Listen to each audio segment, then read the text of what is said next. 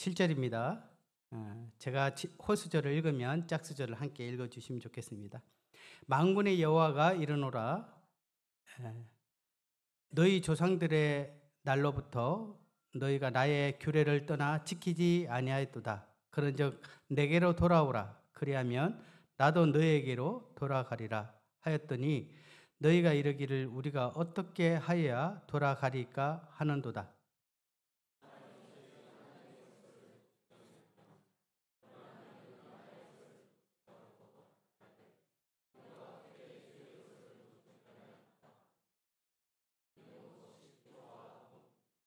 너희 곧 온 나라가 나의 것을 도둑질하였으므로 너희가 저주를 받았느니라.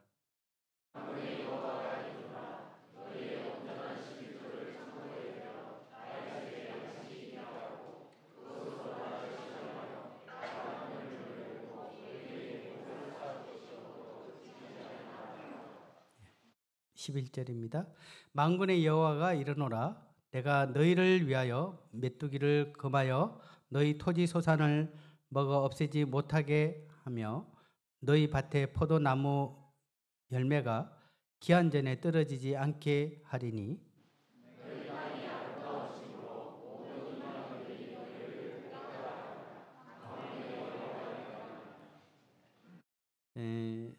말라기 배경을 잠시 살펴보면 이스라엘 백성들이 이제 바벨론으로 포로로 잡혀갔죠. 그리고 그들이 이제 1차, 2차, 3차에 의해서 그들이 다시 옛 땅으로 다시 고토로 돌아오게 됩니다. 그리고 거기서 이제 성전을 짓고 성벽을 쌓은 지 100여 년 가까이 지난 시점으로 보고 있습니다. 저희가 이제 이 성경을 통해서 고린도전서 10장 11절에 보게 되면 이 성경에 기록되어 있는 그 부분들을 우리에게 말씀한 이유가 여기 있습니다. 그들에게 일어난 이런 일은 본보기가 되고 또한 말세를 만난 우리를 깨우치기 위하여 기록되었느니라. 그렇습니다. 주님께서는 이 말라기를 비롯한 이 성경에 기록되어 있는 이 일어난 이러한 일들을 통해서 저희에게 이게 본을 보이기 위한 것이고 또한 말세를 만난 우리들을 깨우치기 위해서 기록된 것이다라고 이야기하고 있습니다. 그래서 이 오늘 말씀을 통해서 하나님께서 이 말라기서를 통해서 우리의 모습을 살펴보게 되고 또 우리가 이러한 말씀을 통해서 우리 자신에게 하나님께서 무엇을 본을 보여주시기를 원하고, 본이라는 것은 좋은 본도 있지만 그렇지 않는 본도 있죠. 잘못된 것은 왜 그렇게 잘못됐는지, 또 좋은 본은 왜 그렇게 좋은 본인지, 또 이걸 통해서 우리에게 깨우침을 주기 위해서 기록되어졌다는 것을 기억하시기 바랍니다. 저는 그 말라기를 이제 계속 강의를 하고 있는데요. 오늘 6번째인데, 제 개인적으로 이 말라기 시대와 현 우리가 살고 있는 시대에 많은 유사점을 가지고 있다고 생각합니다. 특별히 그들도 그렇고 저희도 영적 암흑기이며 많은 믿음의 사람들이 이 자신의 신앙의 정체성을 잃어가고 있으며 이 온전한 신앙의 모습을 벗어나 형식적으로만 종교 생활을 하고 있는 이 모습들이 그러합니다. 이 말라기서를 이렇게 전체적으로 이렇게 보게 되면 이 하나님과 이스라엘 백성들 간에 이 여러 주고받고 있는 이 논쟁들이 있습니다. 논쟁들을 통해서 말라기서가 계속 이어져 가고 있습니다. 이 말라기 서두에 보게 되면은 이제 1장 2절에 보게 되면 하나님께서 이스라엘 백성들에게 내가 너희를 사랑하였노라 이렇게 이야기를 합니다. 그럴 때 이스라엘 백성들은 주님께서 어떻게 우리를 사랑하셨습니까? 라고 반문을 합니다. 그러면서 너희의 택하심을 보라. 내가 너희들을 택하고 또 너희에게 온전한 사랑을 베풀어 주었다라고 얘기하면서 그 사랑을 도리어 하나님께서 증명하고 있는 그 모습들을 보게 됩니다. 또 1장 6절에 보게 되면 이렇게 얘기합니다. 내가 아버지일진데 나를 공경함이 어디 있느냐? 내가 주인일진데 나를 두려워함이 어디 있느냐? 이렇게 또 이야기합니다. 또 이스라엘 백성들은요, 우리가 어떻게 주님의 이름을 멸시하였나이까? 이렇게 또 반문합니다. 그러면서 이 하나님께서는 너희가 하나님 앞에 드려지는 예배, 이 제사를 보라.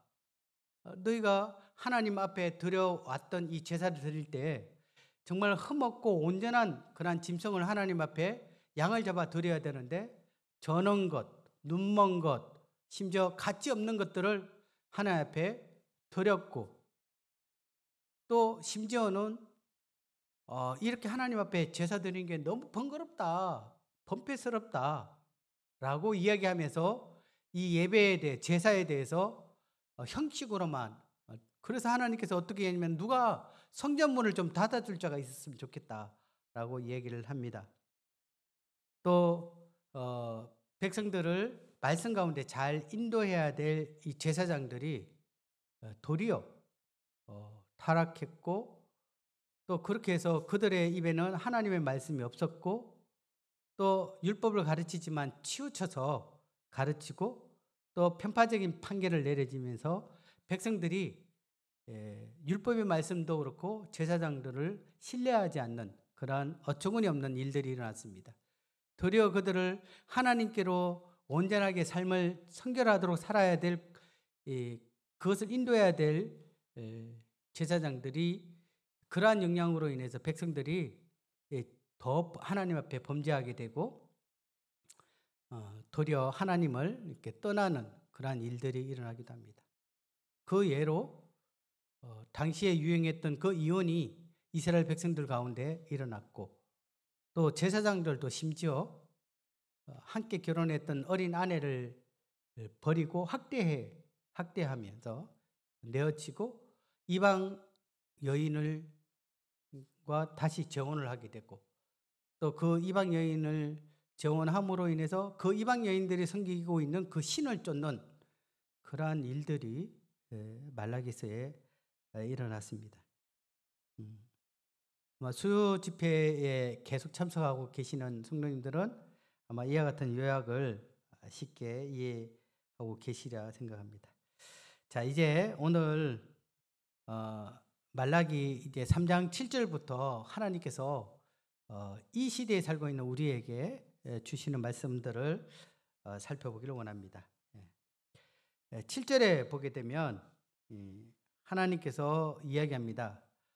내게로 돌아오라. 내게로 돌아오라. 그리고 이스라엘 백성들은 우리가 어떻게 하여야 돌아가리까? 라고 얘기하고 있습니다. 실제적으로 어떻게 보면 하나님께 내게로 돌아오라라고 이야기를 하는 이 말에 이스라엘 백성들이 그래요. 정말 우리가 하나님께로 돌아가겠습니다. 그럼 어떻게 하면 돌아갈 수 있을까요? 이렇게 질문하는 것처럼 보여지지만 실제 이 언어적인 부분들을 잘 살펴보면은 우리가 당신을 떠난 적이 없는데 우리가 어떻게 돌아간단 말입니까? 라고 이야기하고 있는 반문입니다. 그래서 하나님은 계속해서 너희가 떠났던 그 이유가 이러하다라는 것들을 이제 8절 이후에 그렇게 말씀을 하고 있는데요. 7절을 우리 같이 한번 읽어볼까요? 자, 만군의 여호와가 이르노라. 시작. 만군의 여호와가 이르노라. 너희 조상들의 날로부터 너희가 나의 규례를 떠나 지키지 아니하였도다. 그런즉 내게로 돌아오라. 그리하면 나도 너희에게로 돌아가리라 하였더니 너희가 이르기를 우리가 어떻게 하여야 돌아가리까 하는도다. 하나님께서는 이스라엘 백성들에게 내게로 돌아오라라고 호소하고 계십니다. 그들이 죄악과 불순종을 버리고 하나님의 말씀에 온전히 순종하기를 원하십니다. 또한 그들과 인격적 연합을 통해서 진정한 교제를 바라시고 계십니다. 제가 이 말씀을 보게 될 때 정말 이스라엘 백성들의 마음보다는 하나님 편에서 이 관계 회복을 더욱 원하시고 있는 것을 보게 됩니다. 저희가 보았듯이 우리가 어떻게 하여야 돌아가리까라고 그들이 반문하는 모습들을 보면서 우리가 하나님을 떠난 적이 없었는데 우리가 어떻게 돌아갑니까? 라고 이야기했듯 그들은 자신의 잘못을 깨닫지 못하고 있는 모습들을 보게 됩니다. 자기들이 언제 하나님을 떠났는지 그것조차도 인식하지 못하고 있는 모습들을 보게 됩니다. 우리는 어떠합니까? 우리는 이 하나님과 인격적 그 만남 가운데 매일매일의 삶을 살아가고 계십니까? 우리가 하나님을 떠나 있음에도 불구하고 우리는 여전히 하나님과 함께 있는 것으로 착각하고 계시지는 않습니까? 실제 말씀처럼 너희 조상들의 날로부터 너희가 나의 규례를 떠나 지키지 아니하였도다 라고 했던 것처럼 이 하나님의 말씀과 동떨어져 있는 그 삶을 살아가고 있지는 않습니까? 돌아오라. 무엇을요? 그렇습니다. 그들의 마음을 주님은 부르시고 계십니다. 뜻과 진정으로 하나님께서 예배드린 자를 찾는다라고 했던 것처럼 그들의 형식이 그냥 예배적 형식만 드려주고 있습니다. 어쨌든 하나님 앞에 양 잡아 드리면 되지.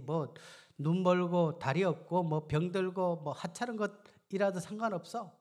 라고 했던 것처럼 예배만 드리면 되지. 마당만 밟고 있는 그런 사람들처럼 우리도 어느 순간 그 익숙함이 형식으로 바뀌어져 있지는 않습니까?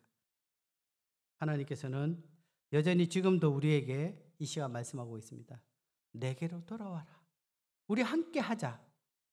아가서의 말씀처럼 함께 그 안에서 인격적인 그 주님과의 동행하는 그러한 에녹처럼 주님은 저에게 그러한 부르심을 우리에게 말하고 있습니다. 자, 그러면 이제 8절부터 9절을 함께 보기를 원합니다. 그들이 하나님을 떠나 있다라는 부분에 대해서 하나님께서는 그것을 구체적으로 우리가 어떻게 하나님 떠났습니까? 라고 하고 있는 그들에게 너희가 이러하다라는 걸 입증해 주는 그 한 예로 그들 가운데 가장 잘못한 중요한 한 가지를 지적하고 있습니다. 그것이 바로 이는 곧 11조와 봉헌물이라고 말씀하고 있습니다. 하나님께서는 그들의 이 잘못된 것 중 하나를 정확하게 지적해 주면서 너희들이 온전하게 하나님 앞에 이와 같은 하나님의 말씀에 불순종하고 있음을 또 마음이 떠나 있음을 하나님께서 지적하고 있습니다. 8절을 보게 되면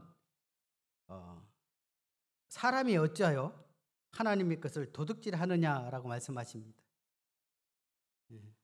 9절에 보면 너희 곧 온 나라가 나의 것을 도둑질하였다 라고 말씀하고 있습니다. 도둑질하다라는 이 단어는요, 그 히브리어로 코베임이라고 합니다. 우리가 서울 가면 눈도가 코베인다 이렇게 할 때 코베임 이게 비슷한 말인데요. 이 강탈하다라는 것입니다. 쉽게 표현해서 강제로 빼앗아 가다.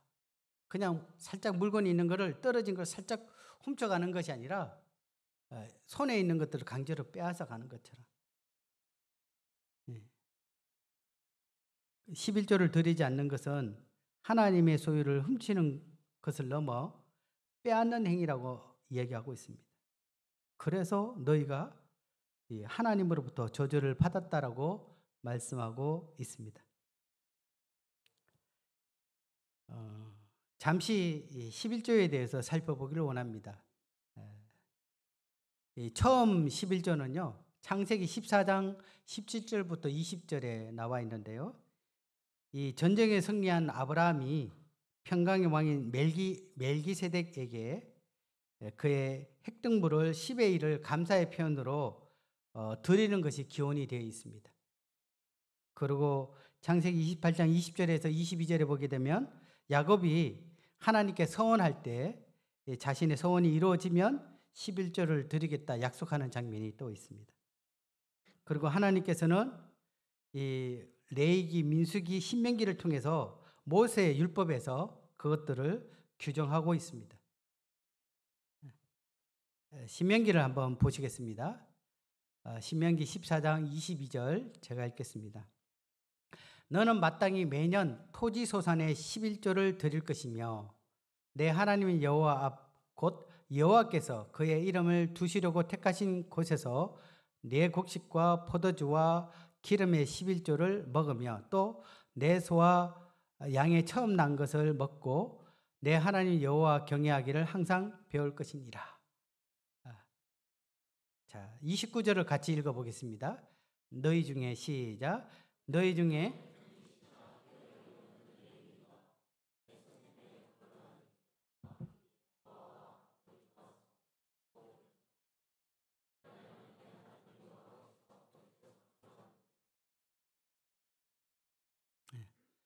어, 11조를 하나님께서 11조를 사용하는 그 목적에 대해서 이야기하고 있는데요. 이 땅에서 기업이 없는 제사장들을 포함하여 모든 내인들을 공개하고 섬기고 그들이 하나님을 온전히 섬길 수 있도록 그들을 이렇게 생활을 지원하는 것입니다. 또 가난한 고아와 가부와 나그네를 구제하며 또 성전의 유지 보수를 위하여 하나님 앞에 11조를 드리도록 하나님께서 요구하셨습니다. 이 봉헌물이라는 것은 하나님께로 감사로 올려드리는 예물을 말합니다. 그래서 자신이 서원하건 또 하나님 앞에 별도로 또 드리고자 했던 그 예물을 말하기도 하고요. 또 특별히 성소나 성전을 건축할 때 그들이 자원하여 드려지는 예물을 말하기도 합니다. 레위기 27장 30절에 보게 되면 그리고 그 땅의 10분의 1 곧 그 땅의 곡식이나 나무의 열매는 그 10분의 1은 같이 읽어볼까요? 빨간 글씨 시작. 여호와의 성물이라. 여호와의 것이다 라고 되어 있습니다. 많은 분들이 세금의 그 기초가 여기에서 있다 이렇게 표현을 하더라고요. 그래서 나라가 뭐 어느 나라는 거의 뭐 10%에 20%뭐 이렇게 돼 있고요. 저희 나라는 그거보다 약간 작은데요. 그렇게 해서 나라를 운영하거나 아니면 나라에 필요한 사업들을 행하기 위해서 세금을 받는 것이 꼭 11조의 규례와 동일하다라고 얘기를 하기도 합니다. 예전에 이제 방송에 보게 될 때 그 세금 탄류자들에 대해서 뭐 세무서에 특별 기동대를 만들어서 세금을 이렇게 내지 않는 분들을 향해서 그 세금을 추징하는 장면에 대부분 그런 이야기합니다. 내 돈인데 왜 내가 나라를 위해서 내야 돼?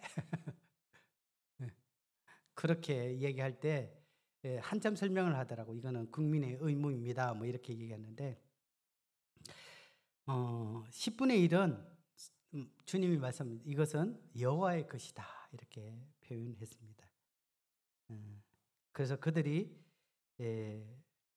이 하나님 앞에 온전한 11조를 드리지 않는 것은 하나님의 것을 하나님께 드리지 않던 그와 같은 것이다라고 이야기하고 더 나아가서 하나님의 것을 강탈하였다, 도둑질하였다라고 말하고 있습니다.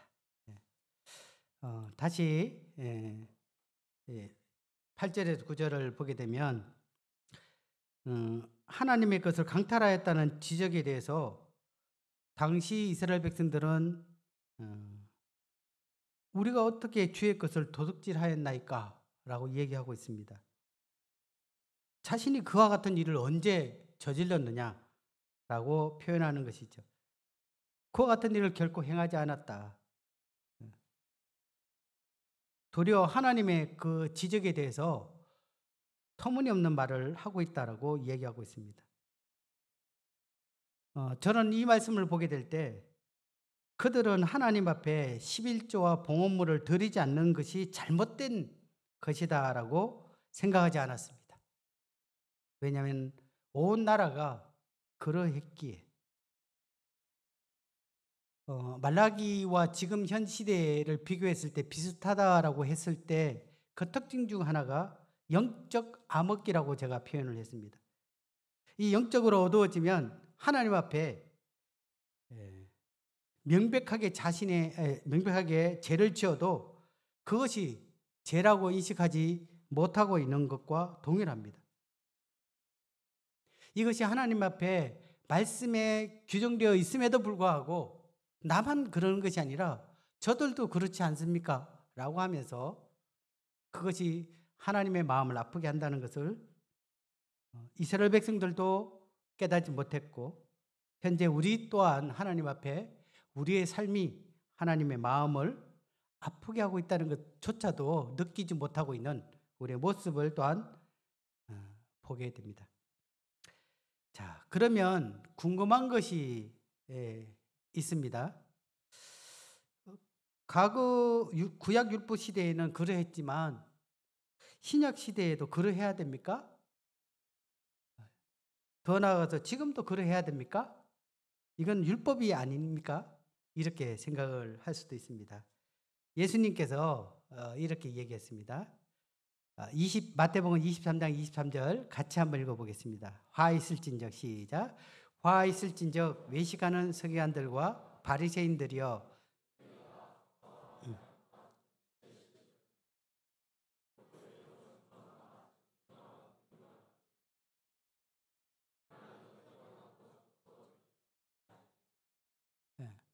당시 이 바리새인들은 철저하게 11조 생활을 했습니다. 심지어 박하와 해양과 건채 같은 아주 작은 식물의 수익도 그렇게 하나님 앞에 11조를 철저하게 했습니다. 우리 표현으로 깨를 털었는데 깨가 20알 왔다 그러면 깨 20알 중에 딱 2알은 하나님 앞에 드린다 이렇게 한 것처럼 그들은 그것이 자기의 의였습니다. 나는 이런 생활을 잘하고 있어. 근데 주님은 바리새인들의 형식적인 11조에 대해서 비판하셨습니다. 율법의 더 중요한 정의와 긍휼과 믿음은 버렸더라라고 그들을 가르치셨습니다. 주님은 분명히 말씀합니다. 이것도 행하고 저것도 버리지 말아야 할 것이다라고 얘기합니다. 주님은 11조 행위 자체를 부정한 것이 아닙니다. 그것을 행하되 정의와 긍휼, 자비와 믿음이라는 본질적 신앙의 태도의 중요함에 대해서 말씀하고 있습니다. 11조는 단지 수입의 일부를 주님 앞에 드리는 것이 아니라 나의 모든 소유와 생명이 하나님께로부터 왔으며 하나님이 나의 주인 되심을 고백하는 신앙 고백입니다. 다윗 왕은요, 이 성전을 지을 때 하나님 앞에 이와 같은 고백을 합니다. 우리 하나님이여, 역대상 29장에 나와 있는데요. 우리 하나님이여, 이제 우리가 주께 감사하오며 주의 영화로운 이름을 찬양하나이다. 14절 같이 읽어보겠습니다. 시작. 나와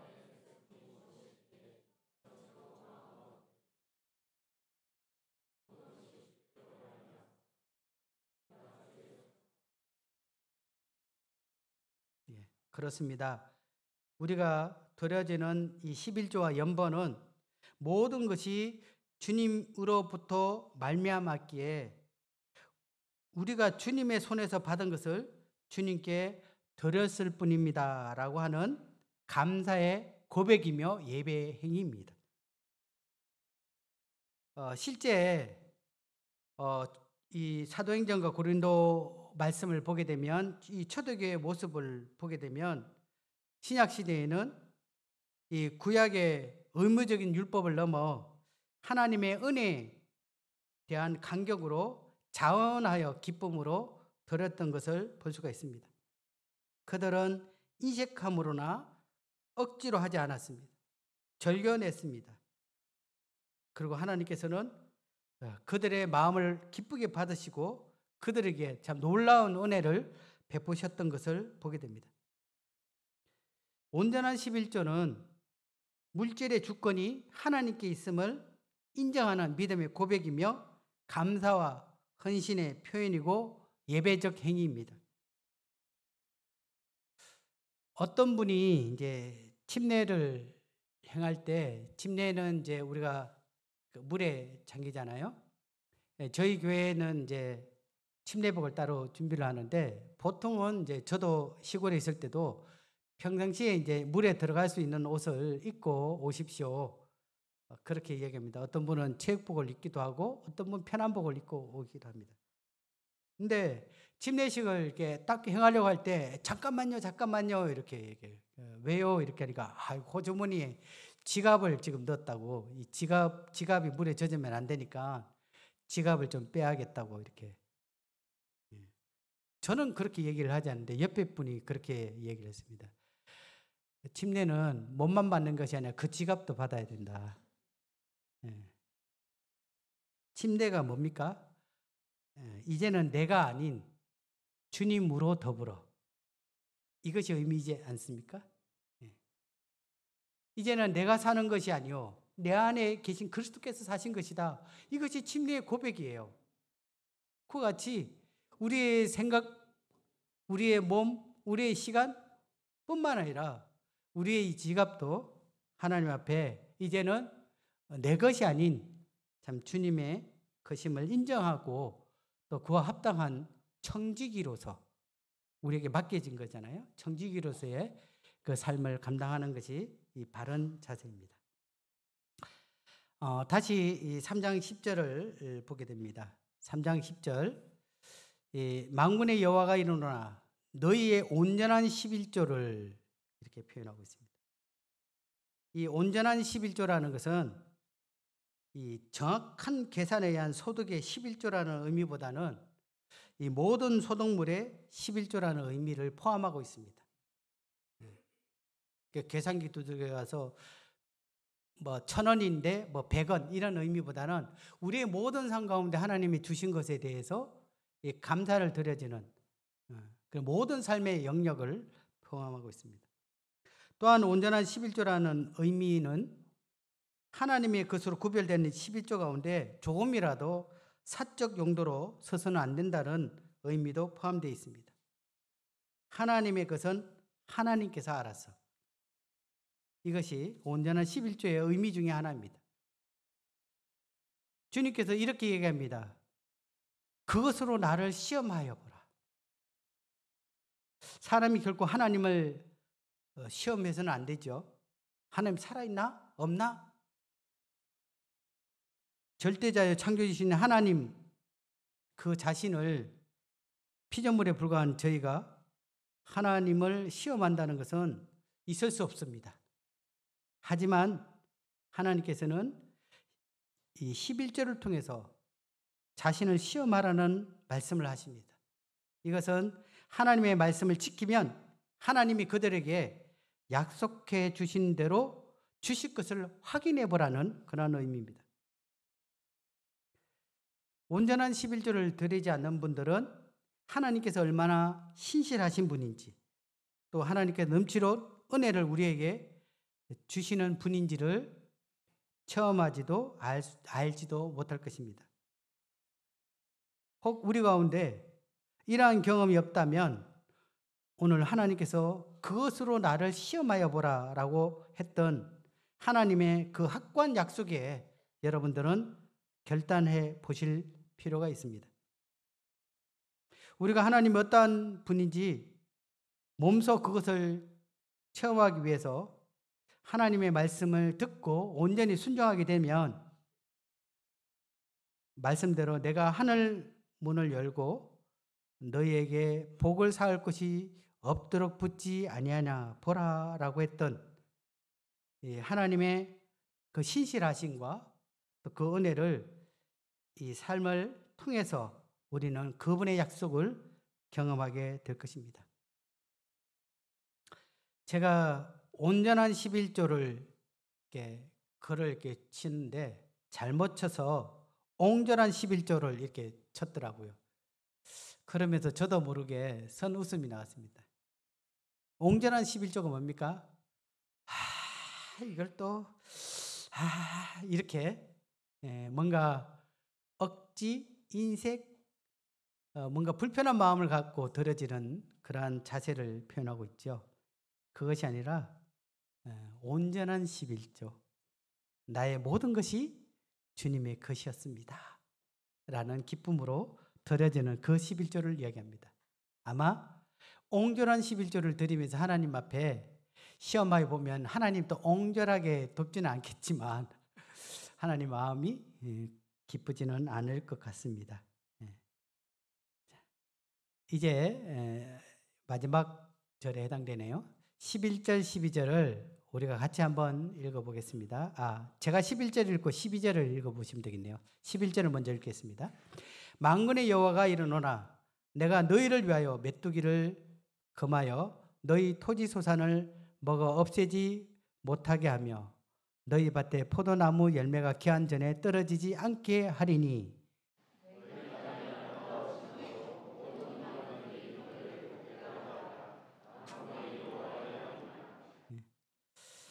하나님께서 그들에게 약속을 해 주셨죠. 나는 너희 땅의 소산물을 해로운 벌레가 먹어 없애지 못하게 할 것이며 너희 포도밭의 열매가 채 익기 전에 떨어지지 않게 하겠다. 그리고 너희 땅이 이처럼 비옥하여짐으로 모든 이방 민족들이 너희를 복되다고 말할 것이다. 이렇게 약속해 주고 있습니다. 이스라엘 땅이 지금은 이때 말라기 당시에는 너희가 저주를 받았다 이렇게 표현했듯 그들은 온전한 수확을 거두지 못했습니다. 또 그들의 삶은 굉장히 황폐했습니다. 그런데 그들이 이와 같은 하나님 말씀을 지키게 된다면 너희 땅이 회복될 것을 약속해 주실 뿐 아니라 주변에 있는 모든 이방 사람들이 그것을 알게 될 것이고 또 하나님을 알지 못하는 그들이 도리어 야 너희들 하나님이 이와 같은 복된 일을 너희 가운데 행하고 있구나 라고 칭송하게 될 것입니다. 그것을 약속하셨죠. 12절 마지막에 보면 만군의 여호와의 말이니라 이렇게 하고 마칩니다. 지금까지 주어진 말씀이 반드시 시행될 것이라고 사실을 보증하는 것이라고 할 수 있습니다.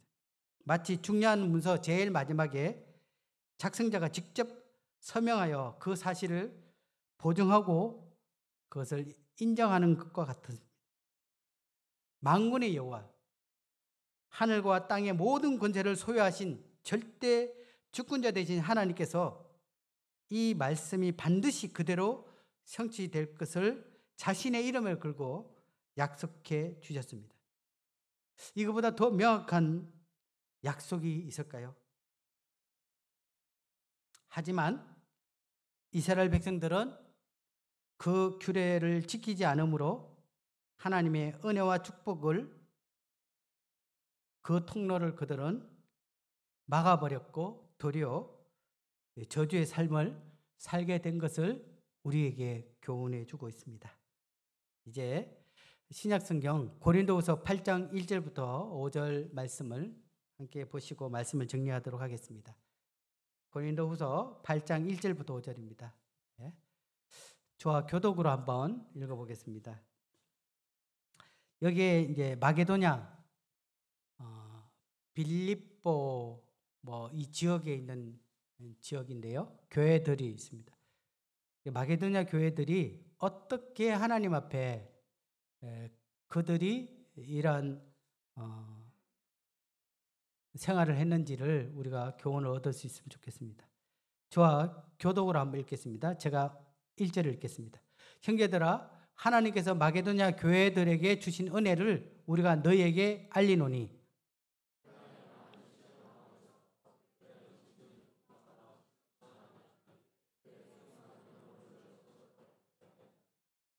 내가 정언하느니 그들이 힘대로 할 뿐 아니라 힘에 지나도록 자원하여.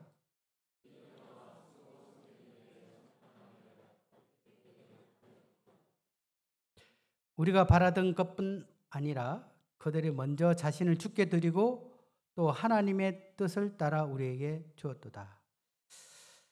하나님께서 자기 백성들에게 요구하시는 것은 재물이 아니라 그들의 온전한 마음입니다.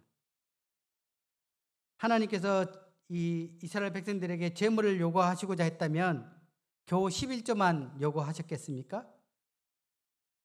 하나님께서 무엇이 부족하여 사람들에게 재물을 요구하셨겠습니까? 그럼에도 하나님께서 이스라엘 백성들과 또 저희들에게 11조를 요구하신 것은 그것을 통해 그들의 마음을 받기를 원하셨기 때문입니다. 그래서 하나님께서는 이스라엘 백성들에게 돌아오라고 하셨습니다. 하나님을 떠났던 그들의 마음을 받기를 원하십니다. 동일하게 이 시간에도 하나님께서 이러한 것들을 통해서 우리의 마음, 온전한 마음을 받기를 원하십니다. 마게도냐 성도들의 모습을 잠시 살펴보겠습니다. 1절에 보게 되면 형제들아 하나님께서 마게도냐 교회에게 주신 은혜를 우리가 너희에게 알린다. 고린도 말씀이니까 고린도 성도들에게 알렸던 거죠. 마게도냐 성도들에게 그들이 겪었던 그것을 너희에게 알려주겠다라고 했는데 거기에 보면 교회들에게 주신 은혜라고 표현되어 있습니다. 그들이 하나님을 섬겼고 그 섬김으로 얻어졌던 이 놀라운 은혜를 고린도 성도들도 알았으면 좋겠다 이렇게 말씀하고 있습니다. 저도 동일하게 마게도냐 성도들에게 주신 그 은혜를 저희 팔공로 성도님들이 함께 이것들을 누렸으면 좋겠습니다. 2절에 보게 되면 그들의 삶이 어떠했는지를 알 수가 있습니다. 환난의 많은 시련 가운데 있었고요. 극한 가난 가운데 그들이 있었습니다. 그럼에도 불구하고 2절에 보게 되면 그들은 넘치는 기쁨과 또 풍성한 연보를 넘치도록 하였던 것을 보게 됩니다. 이때 당시에 예루살렘 교회가 큰 가뭄으로 인해 어려움을 겪고 있었습니다. 그래서 이방 교회들이 마음을 모아 예루살렘 교회를 돕고자 하는 그 연보를 모아서 보냈습니다. 그런데 이 마게도냐 교회들은 너무 가난해서 바울이 말도 꺼내지 않았습니다. 그들 형편이 지금 얼마나 힘들기에 말도 꺼내지 않았는데 3절에 보게 되면 그들이 힘에 지나도록 자원하였고 또 4절에 보게 되면 이 은혜와 성도 섬기는 일에 참여함에 대하여 우리에게 간절히 간구하니 거꾸로 사도 바울에게 우리가 그런 일에 동참할 수 있도록 그들이 거꾸로 간구하였습니다. 왜요? 왜요? 이것은 은혜이기 때문입니다. 그들은 하나님의 이 약속을 분명히 믿고 의지했기 때문에 그들이 힘듦에도 불구하고 이것은 하나님의 은혜를 받는 길이고 하나님 은혜에 동참하는 것이고 이것은 주님을 기쁘시게 하는 일이기 때문에 그들은 자원함으로 이 일을 행했던 것을 볼 수가 있습니다. 5절에 보게 되면 우리가 바라던 것뿐 아니라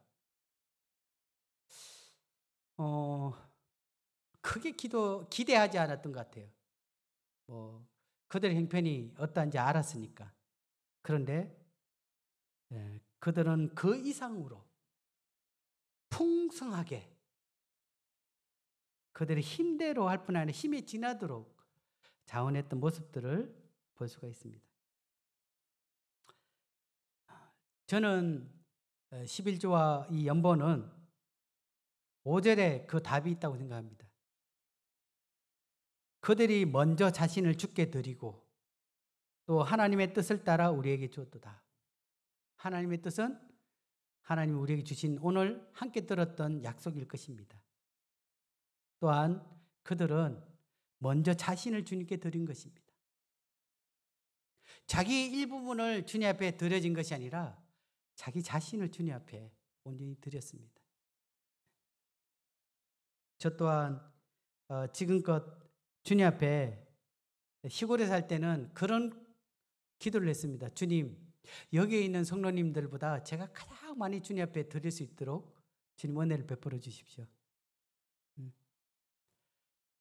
그 표현에 따라서 저는 11조를 드려본 적이 없습니다.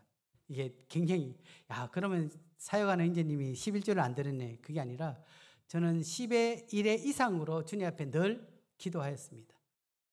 왜냐하면 제 삶 가운데 하나님은 넘치는 은혜를 베풀어 주셨고 실제 말라기뿐만 아니라 이 고린도의 말씀처럼 제 삶 가운데 100% 하나님의 은혜로 저는 삶을 살고 있습니다. 사랑하는 성도님들, 주님은 우리의 물질이 아닌 우리의 온전한 마음을 받으시길 원합니다. 이 온전한 마음을 주님 앞에 드리지 않겠습니까? 주님이 말라기에 있는 이스라엘 백성들에게 이야기했던 내게로 돌아와라. 내가 너희에게도 돌아가리라. 했던 이 신실한 약속을 오늘 말라기 본문 말씀을 통해서 다시 한번 우리의 신앙의 삶에 대해서 되돌아보는 시간이었으면 좋겠습니다. 기도하고 마치겠습니다. 주님, 마게도냐 성도들은 참 많은 시련과 극한 가난 가운데서도 이 은혜에 참여하는 일에 자원하여 기쁨으로 드렸습니다. 이것은 주님이 주신 그 약속을 그들이 신뢰할 뿐 아니라 그들 자신에게 베푸신 그 주님의 은혜를 자신 삶 전체를 주님 앞에 들어지는 것 같은 그러한 믿음의 고백이었던 것을 보게 됩니다. 이러한 물질적 부분을 주님 앞에 드리는 것이 아니라 우리의 온 마음과 우리의 온 삶을 주님 앞에 고백하는 것입니다. 이러한 말씀들을 통해서 주님이 우리에게 이 시간 내게로 돌아오라 라고 했던 이 하나님의 우리를 향한 축복의 통로를 저희가 거절하지 않도록 도우시길 바랍니다. 오늘 말씀을 통해서 저에게 주신 교훈을 감사를 드리며 예수님 이름으로 감사하며 기도를 드립니다. 아멘.